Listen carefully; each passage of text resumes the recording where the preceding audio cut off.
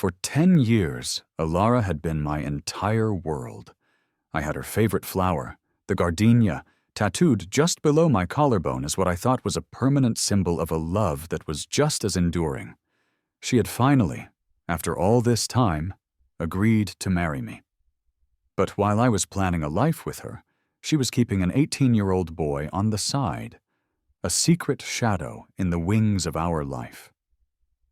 She was indulging him in what she saw as a dramatic breakup countdown, a series of grand farewell gestures like bungee jumping, skiing, and even a trip to Iceland to see the northern lights.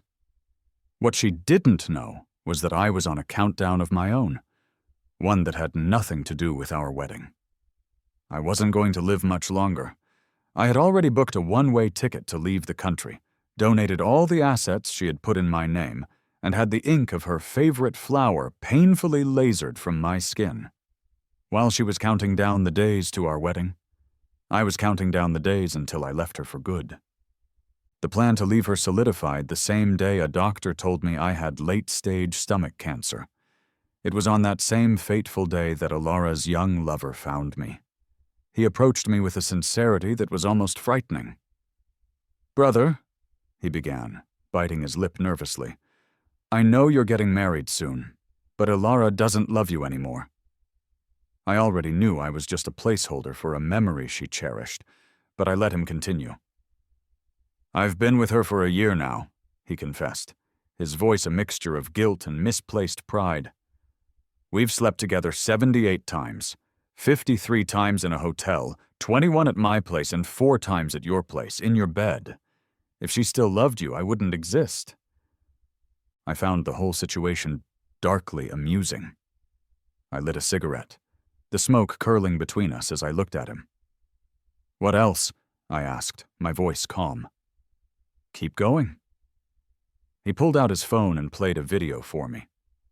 The angle was clumsy, clearly filmed in secret. In the video, the boy, Alex, was crying in Alara's arms. "Even if you have to marry him out of some sense of responsibility, can you please not leave me?" he pleaded. Alara pushed him away and tossed a bank card at him. "Find a stable girl," she said, her voice dismissive. "Being with me is no good for you. It's too dangerous." But he wouldn't let go, wrapping his arms around her waist and whining like a child. "I'm not afraid of danger. Please don't leave me, Alara. I promise I won't be a burden."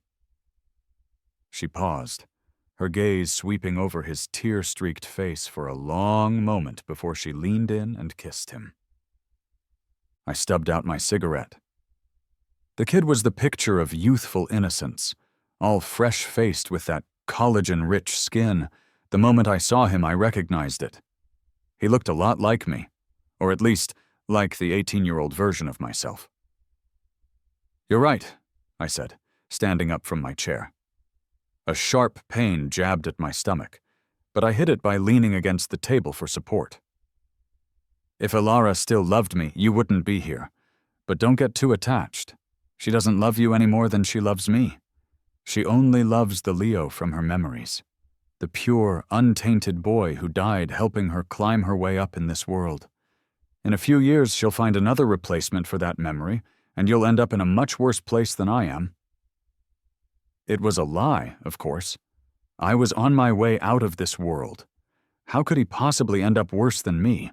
The worst he could expect was to be unceremoniously dumped when Alara grew bored of him. She had found me when I was 18. I had no parents, and the grandmother who had raised me passed away when I was 15, leaving me utterly alone. That's when Alara entered my life. She pursued me with a fierce intensity, spending money on me as if it were water, showering me with everything the world had to offer. She was beautiful and made me feel a sense of security I had never known. I fell for her quickly and completely. On my 19th birthday, she introduced me to her world, a night that spiraled from pain into indulgence, and we became one. The very next day, she took me to meet her crew. I had never been in a situation like that before, and I clung to her shirt, quietly greeting people whose eyes were filled with mockery. "Elara, why'd you pick such a young boy?" one of them sneered. "He's too obedient. He'll just hold you back." I didn't understand what they meant by holding her back then. I whispered to her, "I won't be a burden. I never will be." But as I became more familiar with Elara's world, I began to understand the life she led, always living on the edge of danger. To avoid holding her back, to truly stand by her side, I had to force myself to become a part of that world. Over the next 10 years, I cut my hair, dyed it countless times, started smoking, and collected tattoos and scars. I became ruthless enough to not only survive, but to thrive by her side, helping her rise through the ranks. Yet, through it all, Elara never seemed truly happy. There were countless nights she would hold me, her fingers gently tracing the lines of my scars before she would kiss them. "Leo," she would whisper, burying her head in my chest with a heavy sigh. "I still love the old you." I would push her away, light a cigarette, and laugh. "Elara, you have no conscience saying something like that." One night, Elara came home late, just as the sky was beginning to lighten with the dawn. I had been lying in bed, wide awake in the darkness, waiting for her. She slipped in beside me and hugged me from behind. "You're still awake?" she murmured, her lips brushing my cheek. She paused, then hugged me tighter. "Who upset you? Tell me and I'll go beat them up." I could smell the faint scent of gardenias on her, not her usual perfume. "We should break up," I said quietly into the darkness. She froze, her arms falling away from me as she rolled onto her side. "What's wrong now?" she asked. Her voice tinged with exhaustion. "Stop being so dramatic. What do you mean, break up?" She let out a short, humorless chuckle. "Leo, you're not getting any younger. Who's going to marry a man who smokes, drinks, has tattoos, and lives a ruthless life?" My chest ached, a deep, pressing pain that I couldn't seem to stop. I remembered last year when I had to have my arm stitched up. I was allergic to the anesthesia, and I had to endure 12 stitches, biting down on my own fist to keep from screaming. But Elara's drunken, truthful words brought tears to my eyes. I couldn't help but ask the question that had been haunting me. "Elara, if I were terminally ill, would you—" She cut me off, her voice sharp with annoyance. "Stop asking such silly questions. If you were really sick, we'd die together, okay?" She rubbed her forehead. "I'm so busy with the wedding and business right now, I don't need any more drama." Just then, her phone rang. She hung up, annoyed, but the calls persisted. After a few rings, she got out of bed, phone in hand. I could faintly hear the sound of a young man's cries coming through the speaker. Elara cursed under her breath. "So annoying," she muttered, yet she hurried out of the room. "It's a business issue. I'll handle it. Get some rest and don't wait up for me. Our wedding is set for the 3rd of next month. We'll keep it simple." The doctor had told me it was late stage, essentially incurable. I never told Elara. I also never intended to marry her. I could accept everything about her life, her past, her dangerous world, but I could not accept betrayal. The mere thought of her holding another man, kissing his face, and searching for a younger version of me in his eyes made my stomach churn with a sickness that had nothing to do with the cancer. I got together with Elara when I was 18, and it had now been 10 years. The doctor said I had about 6 months left to live. Looking back, I realized I had wasted a significant portion of my life on her. For the time I had left, I just wanted to be myself. To be Leo again. I booked a flight abroad, wanting to see the parts of this world I loved but had never had the chance to visit. The flight was scheduled for the 3rd of next month, our supposed wedding day. This morning, I crossed another day off the calendar on my wall. There were only 10 days left until I was free. I heard the door open behind me, and Alara walked in, bundled up against the cold. She took off her coat and wrapped her arms around me from behind. She still wasn't a fan of my short hair. Her eyes followed my gaze to the calendar, and she saw the large red circle around the 3rd of the month. She chuckled, pinching my cheek playfully. "Can't wait to marry me, huh?" she teased, counting the remaining days. 10 days left. Burying her face in my neck, she suggested, "Over the next few days we can dye your hair back to black. You'll look so handsome at the wedding." I stared stoically at the calendar. "No need," I said. "There's not much time left. This is good enough." Alara paused for a moment, then agreed. She let go of me and picked up her coat from the chair. "There's a lot to do for the wedding, and I've got some trouble at work. I probably won't be back for a while." As she spoke, she watched me, likely waiting for me to object or give in, but I just looked back at her coldly. "Go ahead," I said. "It's only 10 days anyway." She didn't say anything else. She simply walked out into the night without a backward glance. With 7 days left until my departure, I went to a tattoo parlor on the outskirts of the city. The owner was a woman in her 30s. She looked well kept, but carried a certain weariness in her eyes. "What are you getting done?" she asked, glancing at me. I rolled up my sleeve and pointed to Alara's initials on my wrist, then gestured to the gardenia flower below my collarbone. "Erase them both," I said. She looked at the tattoos. "It's going to hurt to get them removed, and they'll definitely leave scars." I chuckled. "I'm not scared of pain. Pain is the least of my worries these days. As for scars, my body is already covered in them. What are 2 more? Besides, in half a year, this body might just be dust anyway." The owner, whose name I learned was Clara, asked, "Breaking up?" I smiled. "Yeah, almost. 7 days more." She clicked her tongue. "That's very ceremonial, counting down to a breakup." Perhaps it was the quiet atmosphere of the shop, or maybe I just felt a connection with her, but I found it easy to talk to her, as if we were kindred spirits. I told her about the past, about how I had given Alara a deadline when she was chasing me. 300 days. If she lasted that long, I told her I would be with her. Alara used to count down every day. "Leo, only 179 days left until you're mine," she'd exclaim. "Only 1 day left. You're almost my boyfriend." A girl who spent 300 consecutive days just to win me over. In the decade that followed, I gradually lost myself. During the painful process of tattoo removal, I recounted the stories behind the ink. The one on my wrist I got after we had been together for a year. I had been kidnapped by her enemies and used as leverage against her. Alara had almost sacrificed herself to save me. As soon as I was out of the hospital, I had her initials tattooed on my wrist, naively believing she would be my forever.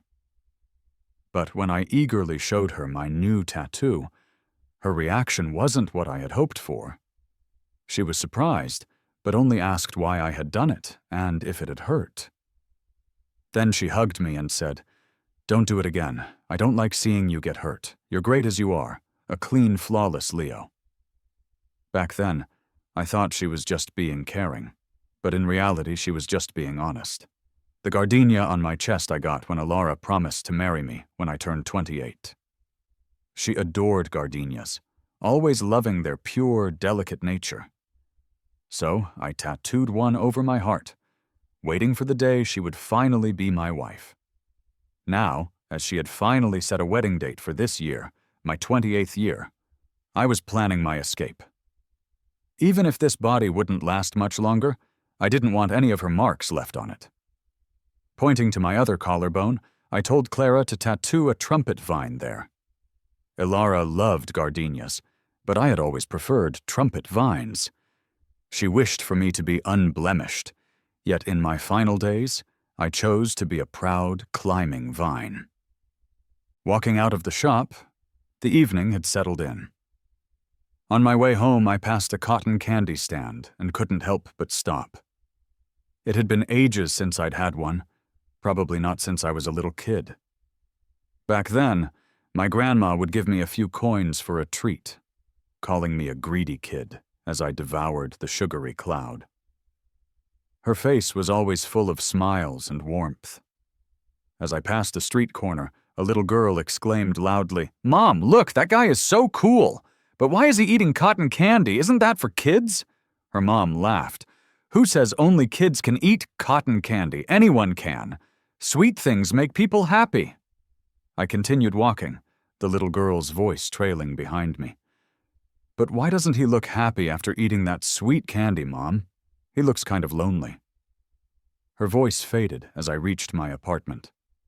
The cotton candy was gone, leaving only a sticky residue on my hands. I washed them as soon as I got inside. Not long after, Ilara called. She sounded a bit tipsy. "Leo," she said, her voice smiling on the other end of the line.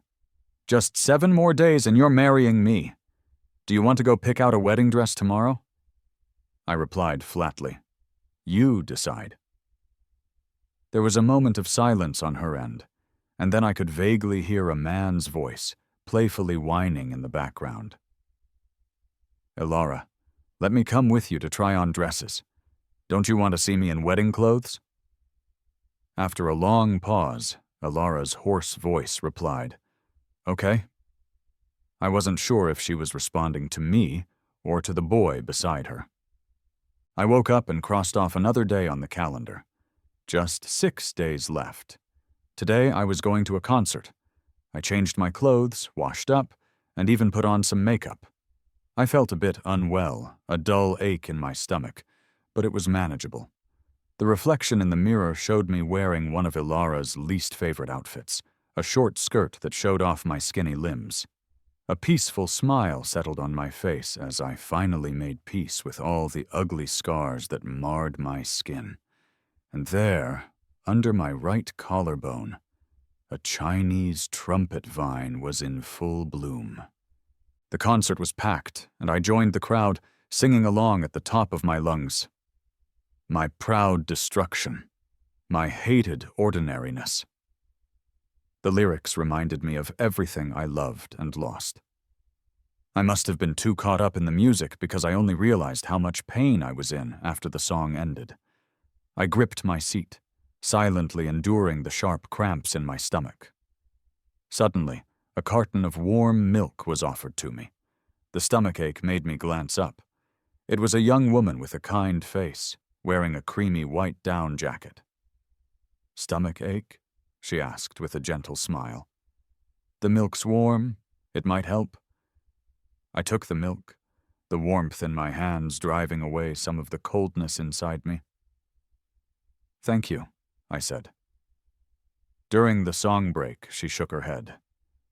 "It's nothing. My boyfriend loved helping people. He'd be really happy to know I shared this with you." I looked at the empty seat next to her. "Did your boyfriend have something come up and couldn't make it?" She smiled, but her eyes quickly filled with a thin layer of frost. "He passed away. I'm here for him, to watch the concert for him." The milk I had just drunk felt like a rock in my throat. "I'm sorry." "It's no problem," she replied as the music started again. Everyone was eagerly watching the stage for the lucky audience member draw. The big screen flashed quickly through a sea of faces. When it finally paused, I saw myself on the screen. The photographer seemed to think that the girl beside me and I were a couple, and people around us started calling for us to kiss. She quickly pulled out a photo and held it up to the camera. It was a picture of her boyfriend, Noah. A microphone was handed to me, and for a moment I was at a loss for words. In the end, I just wished softly, "I hope more people see you and love you. I wish you all the best." I didn't know what else to say, so I added, "I wish everyone here a long and healthy life." Some people in the audience laughed, probably not understanding why my wishes were so simple and vague. The camera moved on as the next song began. I saw the girl beside me gently cradling the picture, her eyes red. "I wish you a long life too, Noah," she whispered. In that moment, for some unexplainable reason, I wanted to cry too. After the concert, I forced myself to go home. I had forgotten to close the window that morning, and the apartment was freezing. I shut the window, took a hot shower, and collapsed onto the bed. I was scrolling through a short video platform when a video from a possible acquaintance popped up. The user ID was Alex. In the video, he was wearing a white suit, and the woman beside him had her face blurred out. His eyes held an innocent look that barely concealed an ambitious desire. The caption read, "Countdown, 6 days until my girlfriend marries someone else. I wish this moment could last forever." On screen, Elara was gently hugging his waist, her touch tender. Countdown, 5 days. Today I felt surprisingly okay. I woke up early and did something significant. I donated all of Elara's savings, which she had entrusted to me over the years. She may have betrayed me emotionally, but she had never held back when it came to our life together. Almost all of her earnings were in my accounts, leaving herself just enough for daily expenses. I made the donation in her name, figuring it was her money, so she should get some karmic credit for it. As for my own savings, I donated half, keeping the rest to spend in my final days. Nearing the end of your life is an incredibly painful experience, so I knew I had to keep a backup plan. I couldn't let myself endure even more suffering while also running out of money before I died. Unexpectedly, right after leaving the charity institution, my vision went black, and I passed out on the sidewalk. I woke up in a hospital bed. A nurse told me they had tried calling my emergency contact multiple times using my phone, but no one had answered. My only emergency contact was Elara. "Sorry," I said. "I'll go downstairs to pay the bill later." The doctor strongly urged me to stay in the hospital, explaining that without treatment I might not even last the full 6 months. I smiled and asked, "And if I do get treatment?" He replied sternly, "I can't guarantee how the disease will progress, but as long as there's a sliver of hope, we will try our best." So even with treatment, my chances were slim. "Thank you, doctor, but please help me with the discharge papers." Just as I walked out of the doctor's office, Elara's call came in. I was busy and didn't hear the phone. "What's up?" she asked. I watched a familiar figure walking down the hall. "Nothing," I replied. "My phone got lost, and some kind stranger helped me dial my emergency contact." "Glad it's fine. Do you need anything for the wedding?" "No." Another bout of silence, and then I heard Alex's displeased whining in the background. "Hurry up. The ice cream's melting." Elara spoke again. "Call me anytime." The call ended. I frowned at the person not far away, recognizing her as Clara, the owner of the tattoo shop. She was picking up her wig, which had been knocked off by a passing kid. She looked up, and our eyes met. "It's you," she said, recognizing me as well. She adjusted her wig and continued walking. "I didn't mention it last time, but we're quite alike, you and I. Both of us are short-timers." She smiled. "That day I was planning to close the shop for good. You were my last customer." "What's your illness?" I asked. "Leukemia," she replied, her tone carefree. We were indeed two unfortunate souls. We smiled at each other, watching the smoke from my cigarette drift away with the wind, much like our own impending ends. I changed my flight. I wasn't going overseas anymore. I booked a new flight with Clara. My health simply wouldn't handle the long journey across the Atlantic. Maybe it was destiny, or maybe I just wasn't meant to see those foreign sights in this lifetime. We were both unlucky in life, and we instantly clicked on one thing. We both wanted to see the ocean one last time. Last night, Alex posted a new video. "Just 5 days left. Thank you for braving your fear and going bungee jumping with me. I love you too. In the video, Ilara and he were strapped together with safety ropes, standing on a platform 100 meters high. They embraced and jumped. She was visibly stiff, a clear sign of her fear of heights. But as they leaped, she shouted at the top of her lungs, "I love you!" With 4 days left until the wedding, Clara asked me if there was anything I wanted to do. After thinking for a bit, I asked her to go see someone with me. On the way, Clara asked, "Is he a friend of yours?" I shook my head. "Quite the opposite. He's kind of my nemesis." Clara raised an eyebrow, but didn't ask any more questions. She also went with me to a flower shop to order a large bouquet of roses. Victor is the toughest guy in the East End, managing a string of bars. He's tough on others, and even tougher on himself. We've been fighting, both openly and secretly, for years, with neither of us ever really gaining the upper hand. As soon as I entered the bar with Clara, we were stopped. "Leo?" someone called out. Victor frowned at me. "What are you here for again?" "To curse you out, you old man," I said. His expression immediately changed, and he launched into a tirade of curses. I listened to him for a good half hour, and it actually felt pretty good. After he was done, I grabbed a drink from the bar and took a sip. I wanted another, but Clara stopped me. A taste is enough. I reluctantly waved at Victor. "All right, I'm leaving. You better settle down sooner or later. Otherwise, how will you have the energy to find a girlfriend?" As I walked out of the bar, I could still hear Victor bewilderedly asking his men, "Damn, did he just come here to curse at me for half an hour? Is he crazy or what?" I looked back just in time to see him kicking one of his sidekicks. Did I lose just now? I didn't even do my best. I chuckled and left. Maybe it was because I was dying, but my lifelong nemesis suddenly seemed kind of cute. On the way home, my phone buzzed. Victor had sent me a picture of a bouquet of roses. "Is this from you?" "Yeah." There was a pause for nearly 2 minutes before more messages started coming in. "What's with the flowers? Little girls like flowers. Why would I care about this?" "You didn't hide a bomb in them, did you?" "Leo, don't think you can make peace just by sending some flowers." "It's not the first time I'm receiving flowers."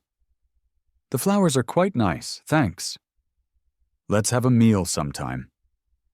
I looked at my phone, smiled, and slowly typed back, "Sure, if there's a chance." In the evening, Alex updated his video again. "Just 4 days left. I hate to part. Let's go skiing. I love how you protect me. It reminds me of my mom." In the video, Alex fell on the snow from a height, and someone who was clearly Ilara skidded down and shielded him with her body. Over the past few days, their video series had gained some traction, with many followers eagerly waiting for more updates. "Why? Why must lovers part?" one comment read. "The girl's body language shows she loves him. Why marry someone else? Is she being forced by her family?" "Oh my God, the guy looks like he's holding back tears." "What, you're shipping them without thinking? Isn't she about to get married? Yet she's playing breakup countdown with an ex. Just lock it down and leave the groom alone." The comment section was a battlefield of debates. But more than that, people were gearing up to find out how it would all end in 4 days. I wasn't keen on their melodrama and skipped the video, ending up liking a clip of some beautiful woman dancing instead. 3 days to go. I treated my friends to a meal. They were all clueless, just thinking it was my bachelor party. Bottle after bottle was emptied, and the atmosphere only got livelier. We talked about all the years we had spent together. Someone inevitably brought up Ilara and me. "Actually, Ilara truly loves you." "Really?" The person who spoke, a guy named Jake, was nearly all skin and bones. Once, Ilara got drunk and cried for ages, saying she blames herself for not protecting you properly. She said sometimes she doesn't even dare to go home, afraid of seeing you, scared of remembering that it was her fault you ended up this way." He sighed. "But after thinking long and hard, I decided I had to tell you, Leo. Alara has a guy on the outside." Someone next to him kicked him under the table. "How much have you had to drink, man?" "Bro, he's drunk. I'll take him home. You guys keep drinking." Jake was dragged away by someone, and no one believed what he had said, dismissing it as drunken nonsense. Everyone at the table started gossiping about how much Alara loved me. Someone even dared to call Alara with some liquid courage. "What's up? Speak up!" Alara's voice came through the speaker. It was teasing, with a tint of breathlessness that rose slightly at the end. I felt my heart sink. I knew that tone all too well. It was the sound she made after she had released her desires. "Leo's treating us to a feast! It's been ages since we saw you!" someone shouted. Everyone followed up. "Alara, are you busy now? Come over for a drink!" Alara paused for a couple of seconds. "I'm tied up here. You guys go ahead and drink. Take care of Leo for me. Make sure he drinks less, and get a couple of guys to take him home safely when it's over." "Got it." The call ended. Everyone sighed. "Bro, see? Alara cares a lot about you. We single guys have to endure all this love." I kept silent and sipped some juice. It was room temperature, but as I swallowed, I felt a dull ache in my stomach. I had forgotten to bring my pain meds and was having a hard time. I stepped outside to get some fresh air. It was then that I noticed it had started snowing. Leaning against a streetlight, I impulsively opened Alex's short video account. Maybe hearing so much about Alara just now had made me desperately curious about what they were doing. 5 minutes ago, Alex had just posted a new video. He and she were standing side by side, with a dazzling aurora borealis dancing in the sky above them. 3-day breakup countdown. To fulfill my wish, she flew me to Iceland overnight to see the aurora. The aurora is beautiful, but not as beautiful as her. But what can I do? She's about to not be mine anymore. Whatever, God, don't worry about me. Just let her be happy. I'll be fine. In just 5 minutes, the video's likes had shot up to nearly 1,000 and were still climbing.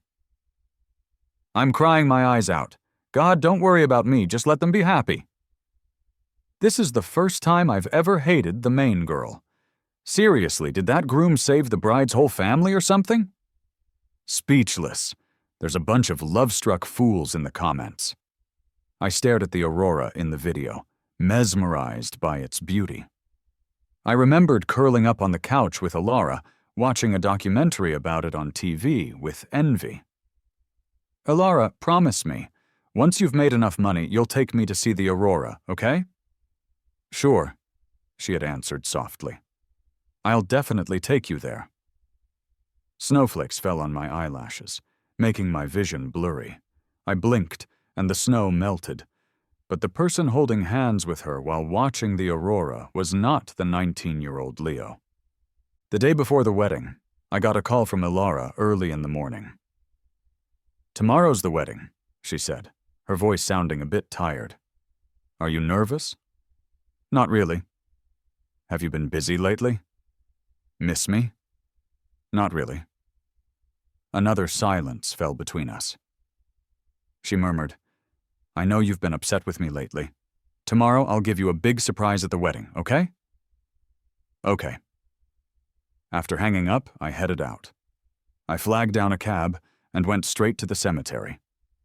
My dad, my mom, and my grandma were all buried there. Soon enough, it would be my final resting place, too. Thinking about it, if I could reunite with my family in the afterlife, death didn't seem so scary. In fact, I almost looked forward to it. If Grandma saw me, she'd probably raise her hand to scold me, fussing at me for not listening to her and for coming to join her so soon. But she wouldn't really hit me, just a playful pat on my shoulder before pulling me into a tight hug. She would ask if her Leo had been bullied out there, if he was sick and hurting. Where does it hurt? Grandma will make it better. Leo, don't be scared. Grandma's here to bring you home. Is Grandma lonely down there? Is her son taking good care of her? I stood up, massaging my stiff legs, getting ready to leave. I thought for a bit, then turned back. Right. No need to protect Alara anymore. She's a jerk. She didn't take good care of me. I swept the dust off the tombstone. See you later, Grandma. I bought a large bag of cat food and went to visit a stray cat I had been feeding for a long time. Meow. I was surprised when the cat rubbed up against my pant leg. It was usually distant and never affectionate, but maybe it sensed that this was a farewell and was showing some warmth for the first time. It nuzzled my hand gently, as if to say, "Could you stay?" "Eat up, eat plenty," I said, stroking its head. "We probably won't meet again. This food should last you a long time." This cat had once been taken in by people who treated it well, but after just a few days, it had chosen to escape and wander the streets again. It refused to be caged. Before I left, I lit up a cigarette, looking down at the cat. "Goodbye, little cat. I hope you stay free." On my way home, someone called out to me. "Leo!" I immediately recognized her. It was Victoria, an old classmate I hadn't seen in years.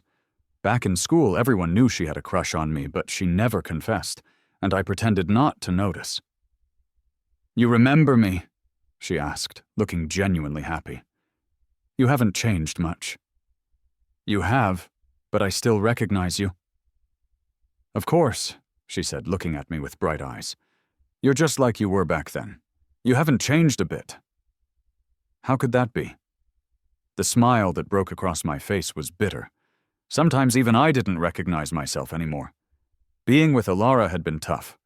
Over the years, I had forced myself to fit into her world until I was unrecognizable. But Victoria seemed unchanged. Whenever she smiled, it was sincere and warm, a rarity for someone in their 30s who still retained that youthful vibe. She looked at me earnestly. "Recognizing someone isn't about their clothes, it's in their eyes. Leo, you haven't changed. You just got a new look, and it suits you." Those few words rooted me to the spot. I haven't changed. I just got a new look. "Thanks," I said. When we parted ways, she said, "Let's meet up again sometime." I said, "Sure," but I was lying to her. We probably shouldn't meet again. The next time she saw me, I might be a ghost, which was a bit ominous. Everything was packed up. The gifts Alara had given me were either tossed if they were cheap or sold for a low price online if they were expensive. Without the sentiment attached to them, those gifts meant nothing to me. I didn't have many personal belongings, barely enough to fill one suitcase. I burned the rest. Eventually, all your stuff gets burned when you pass away, so doing it early or later doesn't really make a difference. As it got darker, I walked away from what I had once considered my home, dragging my suitcase behind me without a single look back. That night at the hotel where Alara was staying, she sent me a message in the middle of the night. "See you tomorrow. After all these years, I'm finally marrying you." I didn't reply. By then I was already sitting in the airport lounge with Clara. I caught Alex's final video. Alara, the leading lady, showed up. She helped him plant a tree, and they created a wish jar together. The papers in the jar held their dreams. The camera zoomed in on her wish. A life free of worries. Alex's wish was, "I hope Alara and I never have to part." After following them all this time, it really ended badly. I broke down crying. Can't they really be together? Whoever you are, new groom, if you have any conscience, let them be. How did I see this if I blocked them? Whatever, stupid couple. Reflect. Jerk. I closed the video and threw my SIM card into the trash can. Meanwhile, the boarding announcement echoed through the terminal. Clara and I walked to the gate together without looking back. We were headed to a beautiful, quiet place. Clara and I helped each other up a snowy mountain. Honestly, we didn't even make it halfway up. For two sickly people, making it even that far was all we had in us. But we still saw the breathtakingly beautiful scenery from where we were. We went for some mushroom hot pot afterward. It was pretty tasty, but after just 2 bites, I threw it all up. Such a waste. Clara ate a lot, saying she would eat more for me. We also rode elephants and saw the ocean. It was so beautiful that Clara and I almost felt like jumping in together. Just as we were about to, an auntie nearby stopped us. "What are you two doing?" she said with a thick northeast accent, blocking our way. "You two are so handsome. What's so bad in life that you can't get through it?" She gave us some good advice, telling us to keep living. "Living is the most important thing," she said. "Everything else is just nonsense." She even had candy, real sweet stuff. "Cheer up," she said, pressing the candy into our hands. "Eat some candy and don't have any more crazy thoughts. Your parents would be heartbroken if they knew." The auntie was really kind. Clara and I immediately ate the candy and promised not to do anything stupid. She finally left, turning back several times to check on us. The candy was so sweet that we suddenly lost the courage for anything rash. We decided to listen to her and live well. For every day you live, you gain a day. It can't be a loss, right? I heard that Alara completely lost it at the wedding. Tons of messages blew up my old number, but I didn't check any of them, except for one from Victoria. She sent me a video of the wedding. Alara was on stage in a beautiful wedding dress, looking all gentle and serene. But when the doors opened, no groom was there. Her smile stiffened awkwardly. Victoria's camera zoomed in on her face, catching every bit of her shock, panic, and fear. "Where is Leo?" she yelled from the stage. "Where is he? Bring him back to me." She had almost all of her friends out hunting for me, but they found nothing. Someone nervously asked her, "Did the video of you and that guy get out?" She froze. "What video? Aren't they all censored?" Someone handed her a phone showing Alex's last video, saying they had just stumbled upon it yesterday. The previous ones had been censored, but not the latest one. Alara grabbed the phone, her face turning a ghostly pale, and then she smashed it to pieces. When the video ended, Victoria texted me, "Wow, you really pulled a big one." Then she asked, "Where are you? Be honest, do you have a terminal illness?" I didn't reply to her. She was spot on. Victoria is pretty smart. She probably figured something was up, but she kept sending me more videos anyway. "Chaos has erupted!" Alara stormed through the reception hall with red eyes, smashing screens and flipping tables. The woman seemed to have gone mad, until she was exhausted and finally crouched by the stage, hanging her head as if she was crying. In the video, Victoria's unfiltered voice could be heard. "I used to think you had good taste in women. Now, looking at her, Leo, she's really the kind of ex you'd never want to claim." Clara and I rented a place by the ocean. We also hired a local housekeeper. She was a bit chubby, but really kind and super efficient. She was always nagging us about how skinny we were, saying it was heartbreaking to look at us. So she put all her effort into cooking up a storm for us every day. I couldn't really eat anymore, but I didn't want to hurt her feelings, so I would force down a couple of bites at each meal and then spend ages throwing it all up in the bathroom. My reflection in the mirror was getting skinnier and skinnier. My cheeks were starting to hollow out, which made my eyes seem bigger. "Clara?" I called her over. "Do I have that bony beauty thing going on now?" She stood next to me, also looking terribly thin. She laughed. "I'm about the same. We look like a pair of skeletal soulmates." I saw Alara's short video. She had always hated showing her face online, but this time she was anxiously looking straight at the camera. "Leo, if you see this video, please don't swipe away." She looked worn out, with bloodshot eyes, not an ounce of her past glamour left. "Where are you? Can I come find you?" she asked. I only regret two things in my life. One was getting with a guy who looked like you, indulging in a desire I never truly felt. I never loved him. Every minute I was with him, I was thinking of you, of how you were when you were 18. The other regret was dragging you down all those years ago." Her eyes were red, trying to hold back tears, but her voice still trembled. "I've always hated myself for not protecting you." I couldn't listen anymore.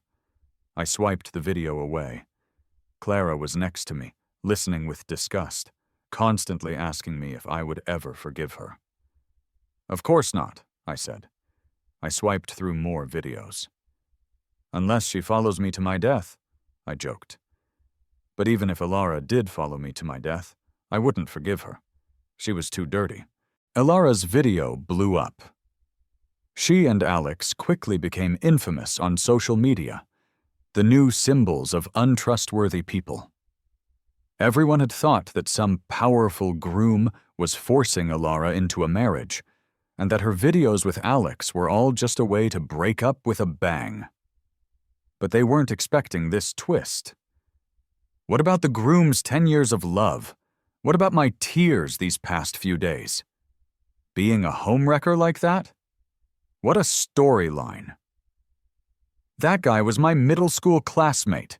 He was always playing innocent with that face, secretly stealing his friends' girlfriends and bullying other boys. Just downright nasty. Finally, the disgusting couple got their comeuppance. Such a relief! No one's firing at me now, right? Soon, Alex's entire history was exposed. His past misdeeds spread like wildfire in the comment sections, with former classmates tearing him apart. Alex and Alara's photos were turned into all sorts of memes, each one full of foul language. It even spawned a new catchphrase, "Don't be too Alex." Compared to Alara, he was just a kid with no backing. His address was easily found, and local do-gooders began camping outside his house. Their home was on the ground floor, and every night people would bang on their windows. Whenever he went outside, people would call him a homewrecker. They threw rotten eggs into his room and splashed paint on his front door. His whole family became a laughingstock in the neighborhood. I heard that Alex got depression from it all, locking himself in his room, obsessively reading the hate comments online, and breaking down, crying, then screaming and smashing things. Alara had dumped him because of that viral video. There was some talk that he had even been beaten up pretty badly. The poor kid ended up being carried home by someone. It was all over the internet. Later on, Alex completely lost it. He spent his days in his room, crying and laughing, holding on to a giant stuffed bear he had named Alara. 2 months passed, and his parents ended up taking him to a mental hospital. Someone snapped a photo of him at the hospital entrance. In the picture, he looked nothing like his innocent past self. His hair was a mess, and he was acting erratically. He had gotten so thin you could barely recognize him, and when he looked at people, it was with a constant look of fear. People online seemed pretty happy with this outcome. They were all saying things like, "Serves him right," and "Finally, some justice."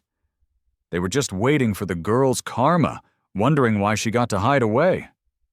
Rumor had it she was a real troublemaker, and some folks were wishing the worst for her. As for me, I might have just been unlucky. The doctor had told me I had about 6 months to live, yet here I was, only 2 months in, and my body was already starting to give up on me. The day after Clara and I rode the elephants, I couldn't even get out of bed. We had agreed that there would be no more treatments, but Clara, her eyes all red, ended up taking me to the hospital anyway. She was panicking. They rushed me to the emergency room. When I came out, I saw Clara, her eyes bloodshot. "You scared the hell out of me," she said. She tried to take out a cigarette, but then she remembered we were in a hospital and stopped herself. In the hospital room, we looked at each other for a long moment, and then we both started laughing. Isn't it funny how complicated people are? 2 people who thought they were ready to laugh in the face of death ended up freaking out when it came knocking at the door. Nobody's ever really ready to let go. You can't fight fate. Clara touched the flower tattoo on my collarbone, and though she was smiling, she couldn't stop the tears from falling. "This is my last piece," she said, "and you're taking it with you so soon, you jerk." "Well," she laughed, "at least the one who leaves first has no worries." She added, "Don't worry. I'll take your ashes back and bury them behind your grandma's grave. That way you can all be together again, okay? Hey, wait for me down there, and we'll be reborn together." Clara's perspective. Leo died. He passed away in a place where it's always spring. He always said I was a free spirit. I didn't cry when he died, but when they pushed him into the crematorium, when I saw the flames consume him, I just couldn't hold it together anymore. That was Leo. One day he was laughing and coaxing me into taking my medicine, and the next, he was gone, taken by those flames. When he came out, he was just some ashes in a tiny box. Our housekeeper, the auntie, was heartbroken, crying her eyes out. She kept mumbling, "If only I knew he was that sick, I could have cooked him some lighter meals. I should have made him more soup, right?" She choked up. "Just a couple of mornings ago, I raised my voice at him, telling him to wear a coat. Do you think he thought I was being too harsh?" "Auntie," I said, holding back my own tears. "He was only 28, even younger than my own son by a year." Holding Leo's urn, I couldn't help but tear up. He always felt that he wasn't living as purely as his grandma had wanted him to. He never realized what a great person he truly was. He only knew that even the housekeeper, who had only known him for 2 months, cried until she could hardly breathe. On the plane ride home, I whispered, looking out at the clouds, "Leo, we're going home." I buried him behind his grandma's grave. Now his grandma can watch over him. We had taken his photo ahead of time for his memorial. He had short hair, clear eyes, and a bright smile for the camera. I left some flowers at his grave and whispered to him, "You're definitely the most handsome ghost in this cemetery." I cleaned up around his grandma's grave too and poured some wine for her. "Grandma, I brought Leo to you. Don't be mad that he's here so soon. He couldn't take the pain anymore. In the end, he was hurting so much. He doesn't have to bear that pain or swallow down all those pain meds now." As I was leaving, the sky began to drizzle. Holding an umbrella, I walked out of the cemetery and ran into someone. It was a woman I had never met in person, but whose name I knew all too well. Elara. I hesitated for a moment, pretending not to recognize her, but she stopped me. She fixed her eyes on me and said in a raspy voice, "I've seen your photo. Your name's Clara. I checked the flight information, and you and Leo left together. I looked everywhere for Leo, but I couldn't find him." Realizing something, she began to shake and looked over my shoulder toward the cemetery. "What are you doing here?" I met her gaze and said, one word at a time, "I'm here to say goodbye to Leo." She stumbled back, her eyes instantly turning red. "Leo's dead? He died in my arms." Elara froze. This woman, who was said to be so cold and ruthless, was now shedding tears. "Where is he?" "Leo didn't want to see you. If you're here to cry, do it from a distance. Let him and his grandma have their peace." I didn't hide Leo's death from her. She would have found out anyway. Leo's grave is right behind his grandma's. Anytime she went to visit, she would see it. But I had to tell her the truth. I asked Leo if he would ever forgive you. Elara's eyelashes fluttered, and she looked crushed, awaiting my reply. Deep down, she already knew what Leo would have said.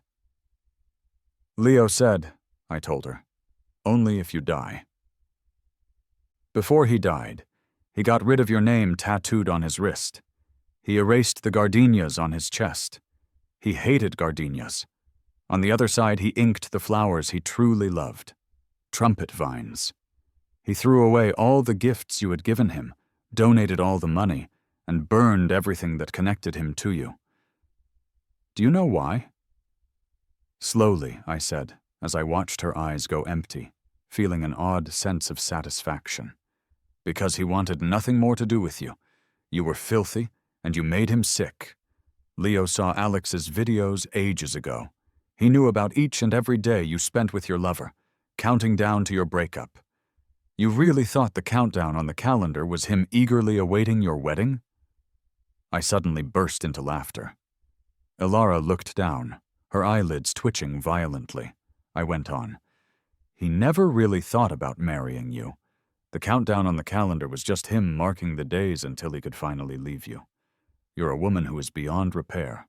Why on earth would you think he'd still want to marry you?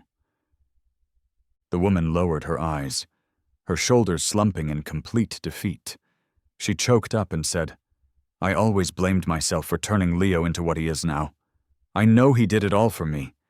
It's just that such an environment doesn't allow for someone so naive. The brothers wouldn't accept a brother-in-law who's that innocent. He was never a burden. It was me holding him back. With Alex, I always saw him as Leo. I indulged him, just trying to make up for losing the old Leo back then. I couldn't listen anymore. I laughed coldly. Enough already. Who are you trying to fool? Leo wasn't even dead when you cheated on him. You felt guilty, so instead of making it up to Leo, you found a stand-in? That's hilarious. Leo bore all the pain, but the stand-in gets the apology. Ilara stayed silent, choking back her tears. In my life, from start to finish, I've only ever loved Leo. She trembled as she spoke. Those days, indulging Alex, were just my way of saying goodbye to the past, to the Leo of the past.